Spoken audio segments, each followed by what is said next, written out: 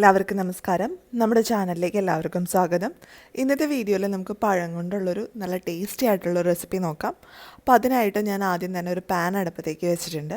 ഇനി നമുക്ക് ഇതിലേക്ക് നെയ്യ് ഒഴിച്ച് കൊടുക്കണം. അപ്പോൾ നിങ്ങൾക്ക് വേണമെങ്കിൽ നെയ്യോ അല്ലെങ്കിൽ അതിഷ്ടമല്ല എന്നുണ്ടെങ്കിൽ വെളിച്ചെണ്ണയോ ഉപയോഗിക്കാം. അത് നിങ്ങളുടെ ഇഷ്ടത്തിനനുസരിച്ച് ചെയ്യുക. നമ്മളിന്ന് തയ്യാറാക്കാൻ പോകുന്നത് കാരമലൈസ്ഡ് ബനാനയാണ്. അപ്പോൾ വളരെ ടേസ്റ്റി ആയിട്ടുള്ള ഒന്നാണ്, കുട്ടികൾക്കൊക്കെ വളരെയധികം ഇഷ്ടപ്പെടുന്ന ഒന്നാണ് ഈ തരത്തിൽ നമ്മൾ പഴം ചെയ്ത് കൊടുത്തു കഴിഞ്ഞാൽ. അപ്പോൾ നമുക്ക് അധികം താമസിയാതെ തന്നെ ഇതെങ്ങനെയാണ് ചെയ്യുന്നതെന്ന് നോക്കാം. അപ്പോൾ പാൻ ചൂടായിട്ടുണ്ട്, ഞാനിതിലേക്ക് നെയ്യ് ഒഴിച്ച് കൊടുക്കുവാണ്. അപ്പം ഞാൻ 1 സ്പൂൺ അളവിലാണ് നെയ്യ് ഒഴിച്ചു കൊടുത്തത്. ഇതിലേക്ക് ഞാൻ കുറച്ച് വെളിച്ചെണ്ണയും കൂടി ഒഴിച്ചു കൊടുത്തിട്ടുണ്ട്, ഒരു 1/2 സ്പൂൺ വെളിച്ചെണ്ണയും കൂടി ഒഴിച്ചു കൊടുത്തിട്ടുണ്ട്. അതിനുശേഷം ഞാനിതിലേക്ക് പഴം ചേർത്ത് കൊടുത്തു. അപ്പോൾ 2 ഏത്തപ്പഴമാണ് എടുത്തിരിക്കുന്നത്. അത് ഇതുപോലെ വട്ടത്തിൽ അധികം കനമില്ലാത്ത പീസുകളായിട്ട് അരിഞ്ഞിട്ടാണ് ഇതിലേക്ക് ഇട്ട് കൊടുത്തത്. നിങ്ങൾക്ക് വേണമെങ്കിൽ ഇങ്ങനെ വട്ടത്തിൽ അരിയാം, അതും അല്ലെങ്കിൽ പഴം 4ആയിട്ട് കീറിയിട്ട് ചെറിയ ചെറിയ പീസുകളായിട്ട് അരിഞ്ഞിട്ടും ഇട്ട് കൊടുക്കാം. ഇനി നമുക്ക് ഇത് നെയ്യിലും അതുപോലെ ആ എണ്ണയിലും കിടന്ന് നന്നായിട്ടൊന്ന് വേവണം. അപ്പോൾ തീ എപ്പോഴും ലോ ഫ്ലെയിമിൽ വെക്കുക. ലോ ഫ്ലെയിമിൽ വെച്ചിട്ട് ഇത് നന്നായിട്ടൊന്ന് വേവിച്ചെടുക്കുക. നമ്മൾ പുഴുങ്ങിയ പഴമൊന്നും അല്ല ചേർത്തേക്കുന്നത്, പച്ചപ്പഴം പീസുകളായിട്ട് അരിഞ്ഞതാണ് ചേർത്ത് കൊടുത്തിരിക്കുന്നത്.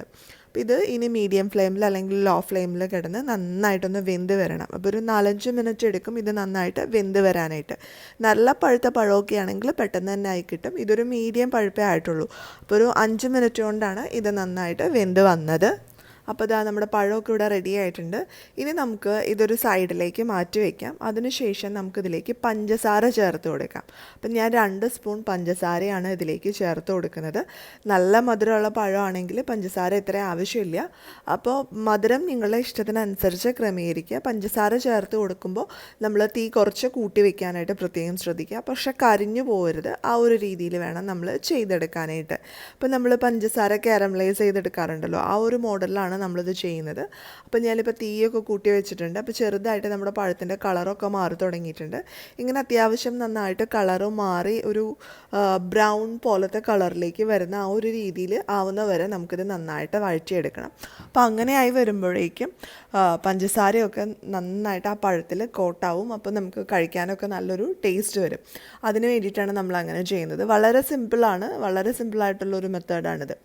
നിങ്ങൾക്ക് വേണമെങ്കിൽ പഞ്ചസാര ചേർക്കുന്നതിന് മുന്നായിട്ട് കുറച്ച് തേങ്ങയും കൂടെ ചേർത്ത് കൊടുക്കാം. തേങ്ങ ചിരടിയത് ചേർത്ത് കൊടുത്താലും ടേസ്റ്റാണ്. പക്ഷെ ഞാനിപ്പോൾ അങ്ങനെ ചെയ്യുന്നില്ല.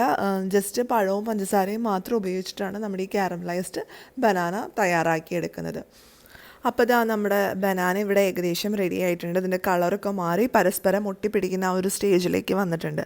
കാരണം നമ്മൾ ആ പഞ്ചസാര ചേർത്ത് കൊടുത്തത് പഴത്തിലൊക്കെ നന്നായി പിടിച്ച് അത് പരസ്പരം ഒന്ന് ഒട്ടിപ്പിടിക്കുന്ന പോലെ ആയിട്ടുണ്ട്.